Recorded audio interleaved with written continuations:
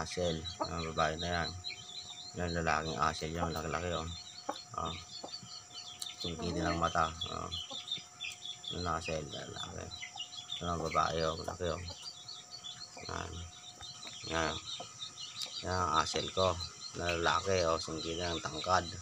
Bigat niyan. Nasa 4 na kilo mahigit. Ito, asel din to. Yan oh. Asel na babae naman. Yung isa naman, ito asel na babae. Bali trio kasi yan eh. Yung asel na babae din, nakapagpisa na siya. Yan. Yan ang asel, mga ganyang itsura yung lalaki. Bigat pa nila. Tapos naman yung lalaking asel yun, tingnan nyo sa drum oh. Matangkad pa siya. Ang daya yan. Yung aura kan na lagayan ng kanyan ng kuriko, parang margarine no. Matangkad na sa drum ano. Yan ang asel kong lalaki, gaya ng style niya oh.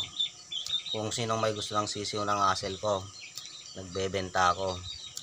Yan, dito. Yan oh. Yan.